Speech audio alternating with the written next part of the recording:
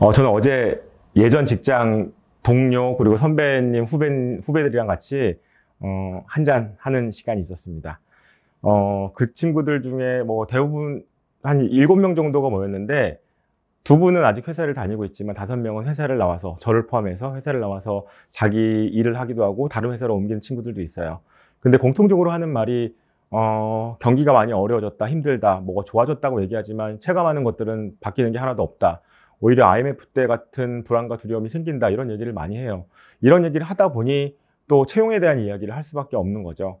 최근에 들어서 신입사원에 대한 채용은 줄어들기 시작하고요. 그 다음에 약간 중고 신입들 내지는 경력직들 와서 바로바로 업무를 진행하고 효용성을 뽑아낼 수 있는 사람들을 뽑다 보니까 신규 채용이 줄어들 수밖에 없고, 그 다음에 이제 저희 뭐 채용 공고를 올리는 거나 이런 것보다는 추천이나 이런 것들로 통해서 훨씬 더 취업이 많이 되는 경우가 있는 것 같습니다. 그래서 직장을 준비하시는 분이 있다면 정말 힘들고 어려운 과정들을 겪어나가고 있지 않을까라는 생각이 해요.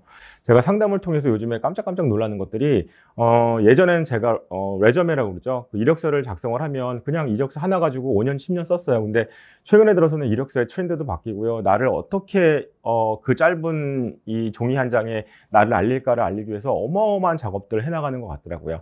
특히나 저는 이제 광고나 이런 쪽에 있는 사람들을 많이 만나다 보니까 포트폴리오를 만들어서 이제 취업을 위한 준비를 하는데, 그 포트폴리오에 대한 어떤 트렌드도 완전히 바뀌기 시작하는 것 같아요. 그럼 여러분들은 어떨까라는 생각을 해보는 거죠. 그냥 남들이 써놓은 어떤 틀에 있는 이력서가 아니라 정말로 세대를 반영하고 내가 갖고 있는 역량들을 잘 알릴 수 있는 그런 이력서를 쓰고 있는가? 그래서 그건 기본적으로 잘 하셔야 된다고 하기 때문에 제가 얘기를 많이 할 수는 없지만, 이 부분에 대해서는 분명히 신경을 써야 되고, 누군가가 나를 원한다면 그만큼의 역량이 되는가? 그만큼의 경험이 있는가? 그만큼의 학문적인 기반이 있는가? 그만큼의 인성을 가지고 있는가? 이건 기본이겠죠. 그래서 그런 기본들을 잘 만드는 건 당연히 하실 거라 생각을 하고, 취업을 준비하다 보면, 아니면 이제 회사를 옮기려고 이직을 준비하다 보면 계속 낭망하는 경우가 많이 있잖아요. 그러다 보면 마음도 무너지고 힘들어지는 상황 속에서 어떻게 할 것인가에 대한 얘기를 좀 나누면 어떨까라는 생각이 가장 중요하지 않을까? 그래서 그럼 이럴 땐 어떻게 하지라고 했을 때 저희는 어떤 마음이 들까요? 불안감, 두려움, 자괴감, 이런 것들이 많이 생길 수밖에 없잖아요. 그래서 이런 감정들을 다루기 위해서 나는 어떻게 해야 되지?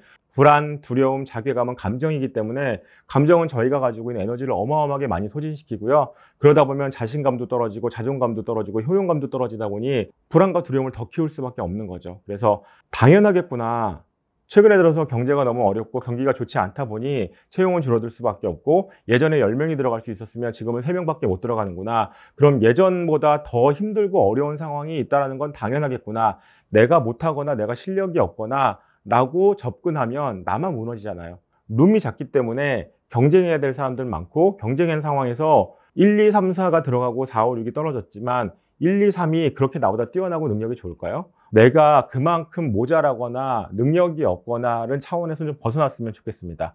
당연히 어느 정도의 역량과 능력과 인정이 있으신 분들을 대상으로 하는 거지, 정말 난 아무것도 없어 라고 했을 때 아무리 노력해봤자 안 될 가능성이 많다라는 거죠. 이 정도 수준에서 이 정도 준비할 때 안 되는 경우가 더 많이 늘어나고 더 힘들어질 수 있겠구나. 그러면 처음부터 내가 원하는 큰 회사, 좋은 회사가 아니라 차근차근 조그만 회사부터 시작해서 실력을 닦아서 점점 좋은 회사로 옮겨갈 수 있는 그런 루트를 타는 게 더 중요하지 않을까. 경력직 채용, 일을 많이 해본 사람, 바로 일을 할 수 있는 사람을 뽑다 보니까, 그러면 처음부터 내가 정말로 가고 싶었던 회사가 아니라 그 회사를 가기 위한 단계들을 잘 만들어가기 위한 과정들을 만들어 간다면, 그 과정들을 통해서 자신감이 만들어지고 자기 신뢰와 자기 믿음이 만들어지고 자기 효용감이 만들어진다는 거죠. 그러면 자꾸 부정적인 불평만 늘어나는 게 아니라, 그래, 나 이렇게 단계들을 만들어 가야지, 이런 전략들을 짜는 게 중요하지 않을까? 그래서 이럴 때일수록 더 많은 전략들을 만들어야 되는데, 그냥 일반적으로 남들이 만드는 패스를 따라가려고 하지 마시고요.